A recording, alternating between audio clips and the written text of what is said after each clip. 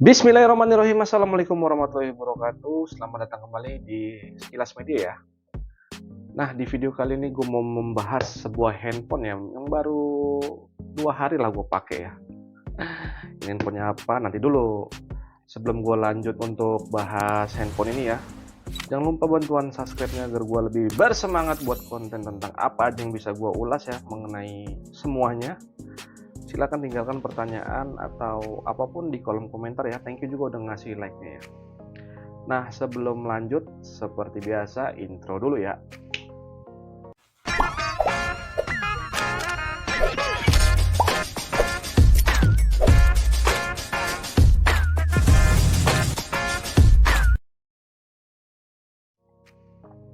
Nah, di depan gue ini udah handphone, gue nggak beli secara online, gue beli secara offline ya, di toko yang ada di tempat gue ya.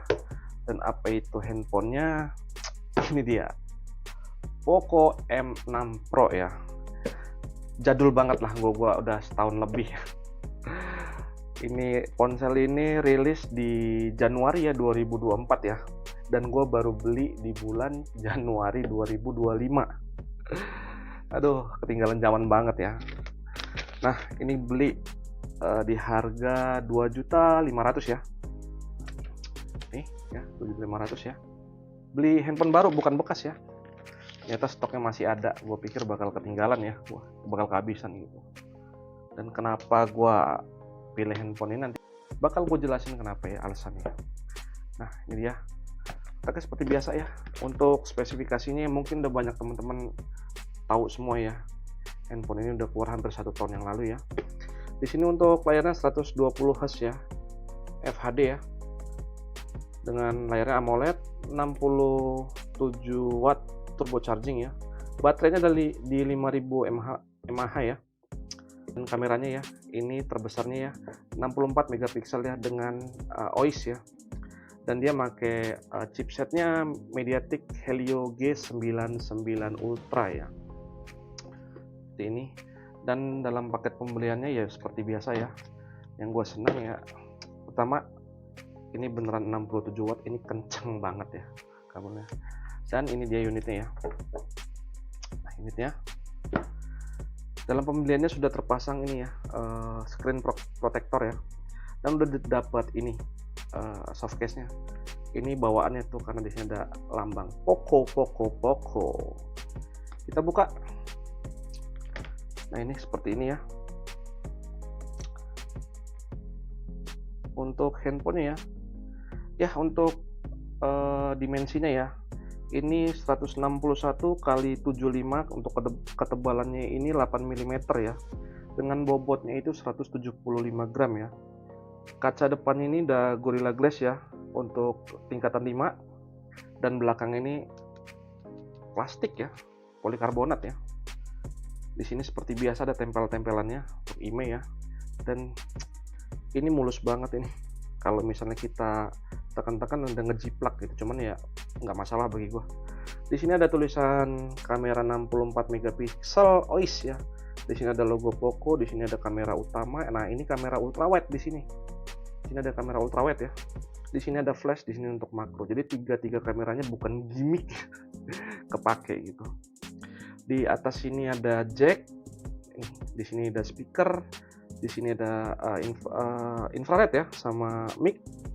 Di sini ada speaker lagi. Di sini ada casan ya, USB Type C ya. Dan di sini ada slot SIM tray ya. Ini hybrid. Jadi kalau misalnya mau milih, mau pakai memori atau mau pakai 2 SIM ya, nggak bisa tiga-tiganya dipakai. Ya gitu aja untuk spesifikasinya ya. Layarnya udah AMOLED ya, udah Corning Gorilla Glass 5 ya, belum Victus.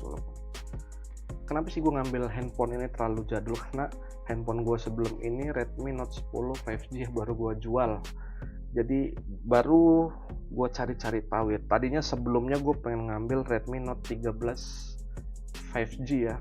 Cuman gue ngeliat reviewnya di situ, karena gue beli handphone ini gue utamain untuk kameranya ya, bukan buat ngegame. Gue cari kamera yang paling bagus ya. Ternyata ini yang kameranya bagus, harganya masih masuk akal lah. di bawah 3 juta, keren. Chipsetnya juga bagus nih. Nah itu karena gue ngambil kameranya ya, bukan yang lainnya. Nggak buat ngegame juga, karena gue sebagai konten kreator juga, cuman bukan yang buat di sekilas ini. Gue ada channel satu lagi, jadi gue butuh kamera yang ada kamera ultrawide-nya, karena gue butuh banget ultrawide. Di Redmi Note 10 5G itu nggak ada kamera ultrawide ya. Di kamera handphone ini ada nih Vivo V25 5G ada ultrawide-nya, cuman gue butuh dua-duanya ada kamera ultrawide-nya ya. Nah seperti itu. Dan untuk geser-gesernya halus banget ini, halus banget ini. Gue nggak coba untuk ngegame, bagi gue ini udah biasa banget ya. Dan seperti biasa ya, ini untuk tampilan kameranya ya. Kameranya di sini ada 30 fps dan 60 fps ini ya. Dan untuk kamera belakangnya ini ya, ini ada 2 kali, ada normal dan ada ultrawide-nya ya. Nah ini yang gue butuhin soalnya, kamera ultrawide ini. Karena ultrawide ini kalau misalnya dibawa ke jalan rusak atau kitanya gempa, dia nggak bakal getar ya. Mantap ini, gue cari. Ini pun kamera seperti itu, karena gue ngambil di ininya ya, di bagian kamera. Nah ini 64 megapikselnya ya, 64 megapikselnya. Ini ada mode bokehnya ya, ini mode bokeh, bisa diatur untuk tingkat blurrannya, cuman kalau untuk video kayaknya belum ada. Dan ini untuk malam hari, ini yang model Pro bisa bisa video, bisa kamera ya. Dan masih banyak ya, dan ini yang nggak gue pakai nih. Ada panorama, film pendek, gerak lambat, selang waktu ya, timelapse ya. Terus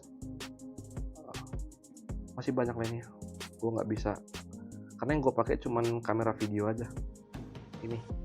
Dan videonya mentok di 1080 ya, 60 fps ya mentoknya, nggak ada 4K 30 fps apalagi 60 fps ya. 2K pun nggak ada 2K tuh, cuman dua ini aja nih. Dia juga punya kamera makro ya tuh, cuman gue nggak bakal pakai kamera makro ya. Ini 2,5 juta ya, telat banget gue, karena gue baru ngeliat juga, cari-cari handphone dengan kamera ultrawide yang agak murah, munculnya handphone ini. Dan ini gue beli di toko biasa ya, bukan, biasanya gue beli di Erafone ya, di Erafone yang bisa ada klaim garansi yang secara resmi ya. Kalau di toko-toko ini kan nggak jelas gitu ya, cuman gue yakin lah pasti ada ya garansinya ya. Dan ini masih sip banget ya, dipegang pun enak dengan tangan gue yang besar ya, tangan gue termasuk besar, ngegenggamnya pun pas seperti itu. Dan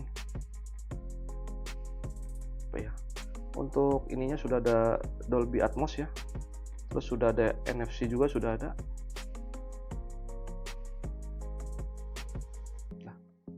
Nah ngomongin soal kamera ya, kameranya utamanya ini 64 megapiksel ya, dengan bukaan 1.8 ya untuk wide-nya, dan 8 megapiksel ya ini untuk ultrawide. Yang ini ultrawide nih, dengan bukaannya f.2.2. dan untuk makronya nih ya, makro lensnya 2 megapiksel dengan f2.4 ya. Sudah ada gyro ace dan OIS ya. Lalu di kamera depannya ya, di kamera depan ini resolusinya 16 megapiksel ya, dengan bukaan 2.5 ya. Kameranya 30 dan bisa 60 fps juga ini untuk depannya. Nanti bakal kita coba ya gimana ya. Gue nggak nyoba Antutu atau dan lain-lainnya ya, karena gue nggak main game di handphone ini. Gue fokusin ke kameranya dan gimana hasil kameranya. Yuk kita lihat. Ya, jadi kayak gini perekaman di FHD 30 fps ya, kondisi outdoor di siang hari. Kayak gini ya. Ini jalan cepat. Ini kita putar lagi ya, agak lari. Nah, jadi kayak gini ya. Ini kalau kita sorot ke awan ya, kayak gini ya hasilnya. Dan ini hasil video ya, kamera utama dengan FHD 60 fps ya, stabilisasi on. Kita bawa jalan ya, kayak gini. Agak cepat ya jalannya ya. Terbalik. Ini lari. Nah, seperti ini. Dan ini kalau misalnya kita arahkan ke awan ya. Dan ini kamera ultrawide nya ya. Ini tanpa edit ya, tanpa mengedit warna. Ini kita bawa jalan agak cepat. Balik. Ini kita sambil lari ya. Ini terdengar suara-suara motor nih. Ini gini, dan kita arahkan ke awan seperti ini. Dan ini hasil kamera video ya, dengan kamera depan resolusi FHD 30 fps ya. Ini gue nggak pakai mic eksternal ya. Kayak gini hasil suaranya kalau kita pakai vlog ya. Nah, ini 30 fps ya. Gambarnya lumayan lebar nih ya.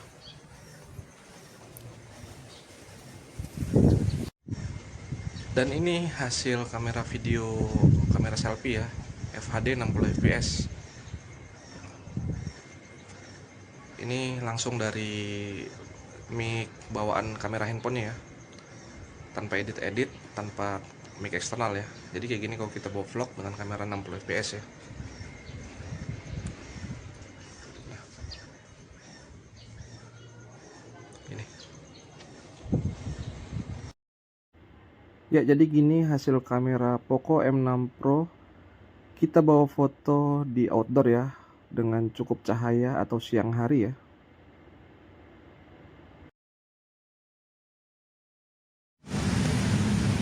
Ya, jadi gini ya kualitas rekaman video ya. Ini di Full HD 30 fps ya. Kayak gini. Gimana? Nih sambil lari dengan stabilisasi on ini ya. Agak cepat jalannya. Gitarnya kerasa ya. Ini perekaman menggunakan Full HD 60 fps ya. Jalan agak cepat. Stabilisasi on. Gimana? Tanpa diedit cahaya ya. Dan ini kualitas video menggunakan kamera ultrawide ya. Ini jalan agak cepat. Mana goncangannya? Ada apa enggak?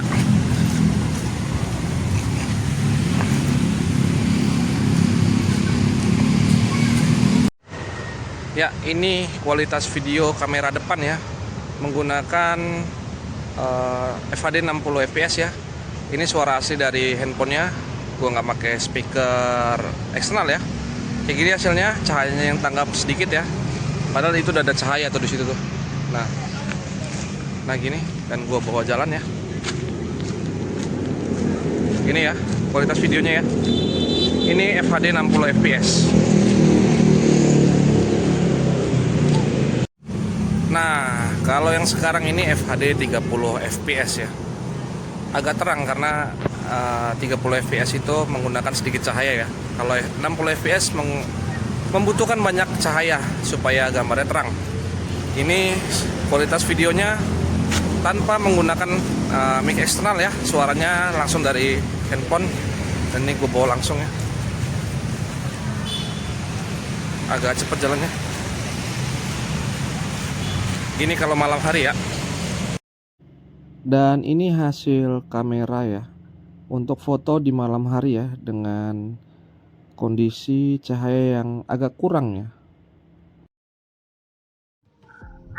Nah, jadi gitu ya hasil kameranya ya. Gimana menurut kalian yang menilai sendiri? Kalau gue ngerasa puas banget ya dengan handphone ini. Apalagi belinya sudah murah ya, awal keluar nih 3 jutaan ya kalau nggak salah ya. sekarang bisa gue beli di harga 2,5 juta ya. Dan tiba di ujung video ya, itu apa sih kekurangan dan kelebihan handphone ini ya, bagi gue ya, di mata gue ya. Dan yang pertama ya, untuk kelebihannya ya, harganya murah nih, baru di bawah 3 juta ya, dapat spek segahar ini ya. Dan untuk kamera ya, ini kameranya oke banget, jernih, bersih, tidak frame drop ya di kamera videonya ya. Dia bisa 60 fps ya depan belakang ya. Lalu udah ada kamera ultra wide dan sudah ada iOS-nya juga ya. Dan sudah ada OIS-nya juga ya. Untuk pengambilan gambar yang lebih bagus ya. Lalu untuk RAM-nya ini ya, varian 8256 ya, udah lega banget kalau misalnya kita mau buat video dengan kapasitas video yang gede ya. 8 untuk RAM-nya dan memori internnya 256 ya. Udah cakep banget nih. Dan yang selanjutnya adalah yang gue bahas adalah kelebihannya ya. Ini elegan ya, elegan banget tuh, dengan body ngotak. Gue suka banget nih body ngotak ya, keren. Dan di sini juga kelebihan yang selanjutnya adalah dual speaker ya, ini dan ini speaker ada dua, jadi kalau misalnya ketutup satu masih ada nih. Mic-nya juga ada dua, di atas dan ada di bawah mic. Dan yang terakhir ya, untuk layarnya sudah AMOLED ya, nggak kaleng-kaleng, AMOLED dengan fingerprint ada di display ya. Itu bagi gue untuk kelebihannya ya. Tiba saat ini kita di kekurangan ya. Kekurangan bagi gue cuma ada 3 ya. Ini belum 5G ya, karena ya ini tipenya 4G. Mungkin kalau udah 5G keren, ini bakal sempurna nih handphone. Lalu untuk SIM cardnya ya hybrid ya, masih bisa kita terima lah. Dan untuk hasil kameranya ya, belum support 4K ya atau 2K ya, cuman bagi gue udah cukup. 60 fps ya sudah tersedia di handphone ini, udah alhamdulillah sekali. Jadi gitu ulasan gue ya tentang handphone ini yang baru gue beli 2 hari yang lalu ya. Jika ada pertanyaan silahkan tinggalkan di kolom komentar ya. Jangan lupa bantuan subscribe-nya dan jangan lupa kasih jempolnya. Gua akhiri wabillahi taufiq wal hidayah. Wassalamualaikum warahmatullahi wabarakatuh. Thank you sudah mampir.